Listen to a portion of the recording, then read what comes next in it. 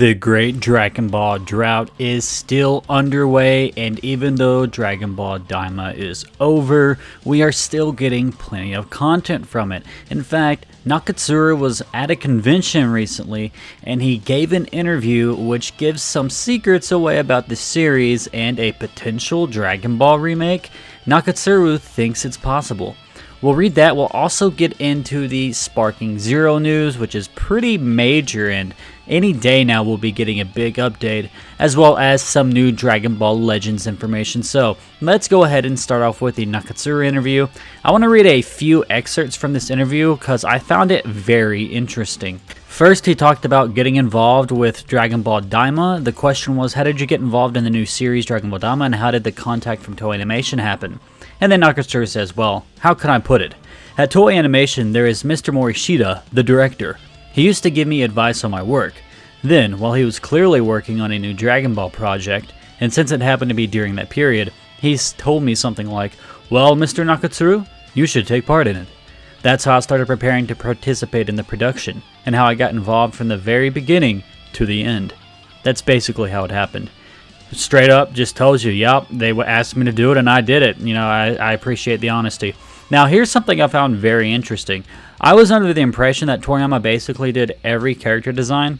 And of course, if he did do that, then that would be a lot on his workload.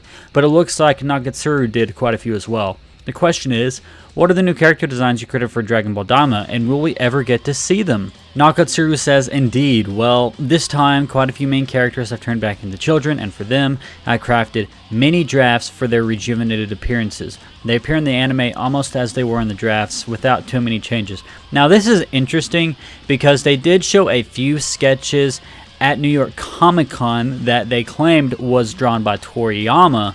So maybe he drew some of these other characters that we didn't see in those drafts. So Nakatsuru and Toriyama, I guess, did the child designs for the characters that got de-aged. Which makes sense, you know, Nakatsuru is overseeing it, so he's going to be doing a lot of designs. Now, this one's very interesting. In case you weren't aware, Nakatsuru created the original Super Saiyan 4 design in Dragon Ball GT. He was asked if he designed the one for Daima this time as well, and Nakatsuru explains no, this time in Daima, it was Toriyama Sensei who also designed Super Saiyan 4. He drew it in a way that made it the Super Saiyan 4 of Daima.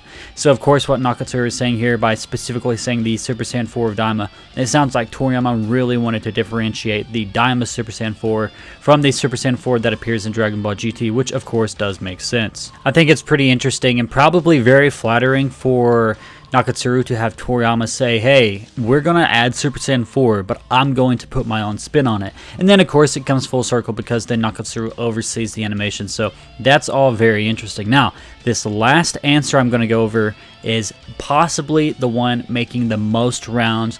The question is, to conclude, if there were a Dragon Ball remake, would you like to participate? Now, keep in mind, Nakatsuru's been with Dragon Ball for a long time. He oversaw Dragon Ball Daima. He's in good with Toei. This is what he says. If I could contribute something and be useful in some way, I would love to. But if we were to start again from the Dragon Ball manga, perhaps younger people would want to completely readapt it. That would probably offer new possibilities. Perhaps younger people would want to completely readapt it. This would probably offer new possibilities. In any case, the original work exists, and from there are multiple ways to create a new series. Since I think it will happen one day, that's key. He thinks it will happen one day. So Nakatsuru isn't ruling it out, and it's kind of obvious that it may happen one day, but it's kind of promising that Nakatsuru is saying it because he's like so familiar with the industry. He goes on to say, I also think that whether I participate or not is not that important, which makes sense. A lot of people want him to participate, but he's just happy to get it out there for it to see it if it even is made. Perhaps what matters most is that everyone can enjoy the franchise for as long as possible. And maybe in this way, some will be inspired by Toriyama Sensei's work, and we could even see a certain creation that goes beyond even Toriyama Sensei's imagination, and still perhaps enjoy it. So what he's saying there is maybe they could move Dragon Ball in some new directions, maybe with like different technology and things like that, and then still enjoy it. Like, even though Toriyama doesn't have a direct impact on it, it's still adapting his work and making innovations on it, and you could still enjoy it. So yeah, that is very interesting. Would you guys like to see a Dragon Ball remake? I know I would, especially with that new animation we've been seeing so much. Yes, dude, absolutely. Now, Here's a story that's very interesting. If you're excited for Dragon Ball Daima's Sparking Zero DLC, well, stay excited because apparently it's coming out this month, even though they've made no statement.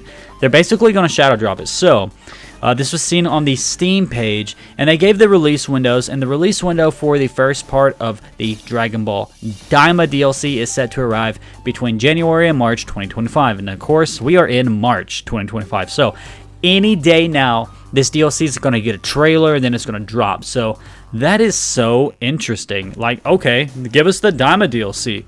Now, keep in mind, this is the first part of the Daima DLC. The second part will release sometime between April and June 2025. Now, one thing to keep in mind is that even though this is the first part of the Daima DLC, we do have Vegeta Mini and Glorio confirmed so far. And according to Zayta on Twitter, again, I hope I'm pronouncing that right, he went to the Dragon Ball website, and of course where they have all the characters listed, they have a new listing of category for Dragon Ball Daima, and you can see Son Goku Mini listed as new DLC. Now, what I find interesting is that he is not new DLC. He was in the game as a pre-order bonus, but they did say before that they would be open to adding him as DLC down the road, and it looks like that's what they're doing. So they're basically gearing up to release him as new DLC, and since he's already in the game, they've already marked him as new DLC on the website, meaning, of course, that this DLC will be coming soon. Now, another thing I find interesting is if Son Goku Mini is already here, they're going to include his transformations. Of course, because they, included Gohan's transformations, Piccolo's, things like that in the Superhero DLC. So they're going to do Son Goku Mini, Super Saiyan, maybe Super Saiyan 3, and then Super Saiyan 4. I don't see them doing Super Saiyan 2 since it's had a fairly minor role in Dragon Ball Daima, whereas Super Saiyan 1 and Super Saiyan 3 and Super Saiyan 4 had much bigger roles on the series, but that's just something I wanted to make note of. So yeah, looks like it's time to start getting excited for the Dragon Ball Daima DLC for Sparking Zero. And then the last story of the day, again guys, as I was saying in previous videos, the Dragon Ball drought is real. I'm going to have to start reporting on Dragon Ball Legends characters. Now, I'm not going to go in depth with the Legends. I'm not going to tell you guys, oh, look at all these stats, look at all these characters. I'm just going to be like, hey, they're adding some sort of like Legends Limited Super Saiyan 3 Vegeta and then a Sparking Majin Buu. So if you guys are Legends players, I'm going to start updating you because I feel like there's a bit of a market there, and I think I should talk about it because if I don't, what else am I going to talk about on these weekly news roundup videos, So, yeah, so there you guys go for you Legends players. Majin Buu and Super Saiyan 3 Vegeta. More importantly, though, it's adult Super Saiyan 3 Vegeta, so that's interesting. So, yeah, if you guys enjoyed this video, make sure you leave a like, comment down below, and subscribe to keep up to date with all things Dragon Ball news and commentary, and I will catch you in the next one. Peace off.